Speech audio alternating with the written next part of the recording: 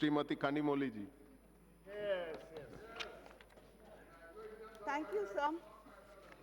I would have been very happy to support this bill, but unfortunately, this would have been one bill which the government has brought and we could have supported entirely.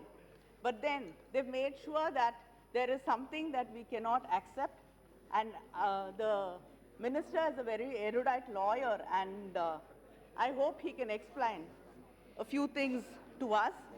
He says that this bill does not mention the Anglo-Indian community, but it is there in the statement of objective and reasons and also in the annexure.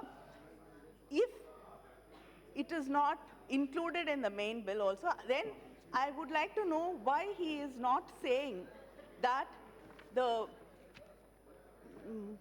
reservation for the Anglo-Indian community will also be extended. Like you are explicitly saying that it will be extended for the SCs and STs, which we welcome. Why are you not saying that it will be extended for the Anglo-Indian community also?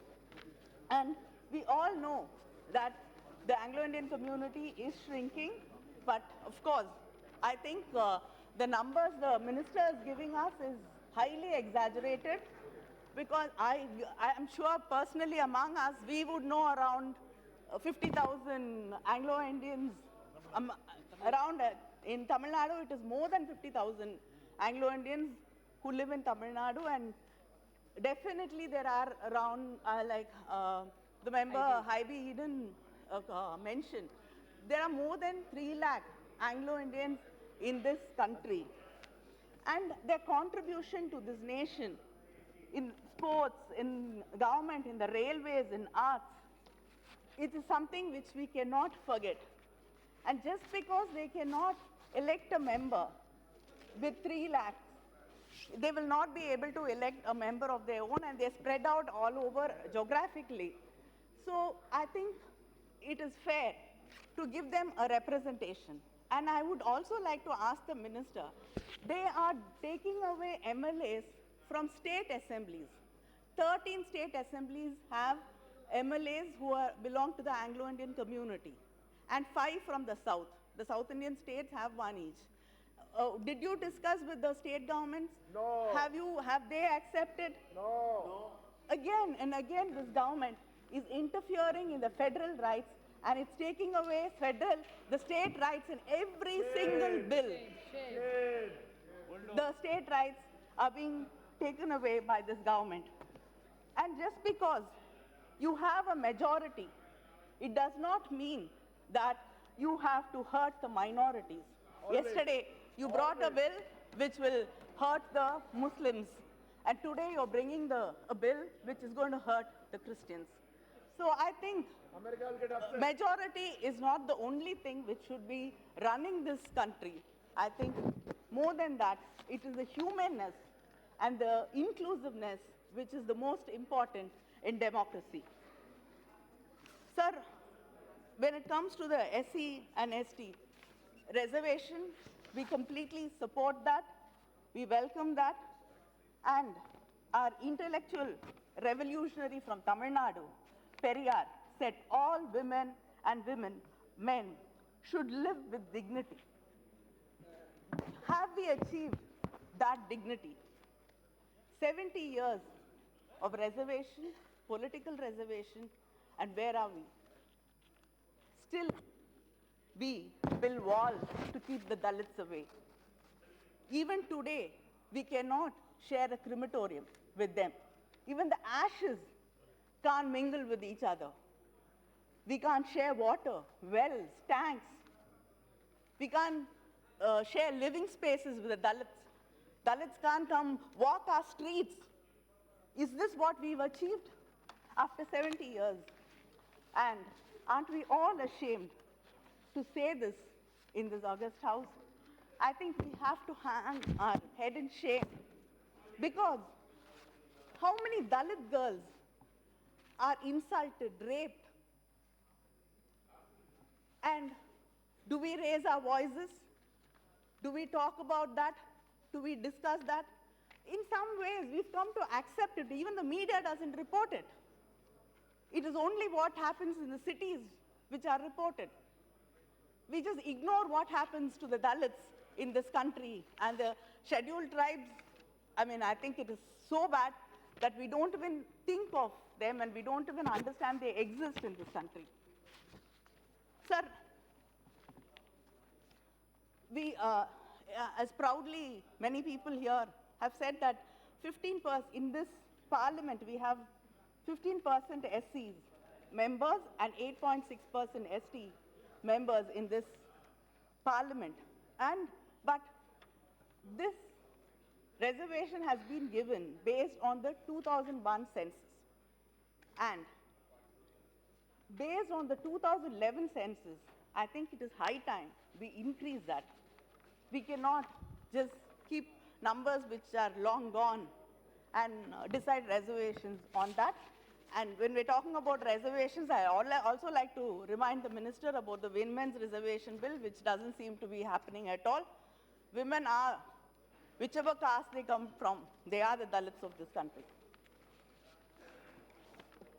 And 10 central government departments, which employs more than 90% of the people, around 8,223 posts for SCs has not been filled. And for STs, 6,955 posts have not been filled. Is this the way we are going to make the wrongs into rights? Even the government, the central government, does not want to fill the posts which have to be rightfully filled by the SCs and STs. And this information was given by Honorable Minister Jitendra Singh in the floor of the Parliament.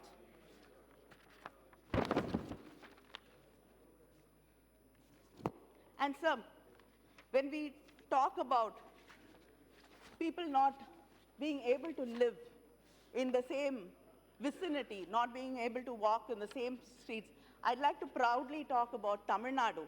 When the DMK government was in power, we built the Samatuvapurams. It is a complex of houses where our leader, Dr. Kalaignar, when he was the chief minister, he brought in people from different communities, from the upper caste to the OBCs to the Dalits and STs, and everybody lived together in the same complex. And I think it was a giant step, giant leap for humanity to include and do away with the caste systems.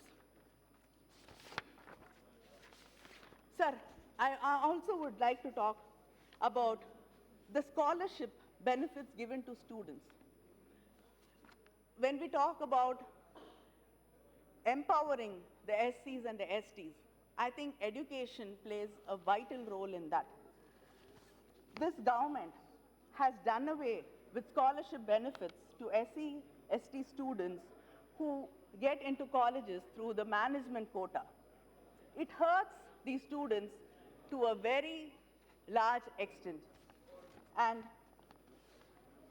the central government is yet to release grants pertaining to around 384 crores to the SC students of Tamil Nadu. Is this the way you're going to reach out to the scheduled castes of this country, by not even giving them the grants which you should be giving them?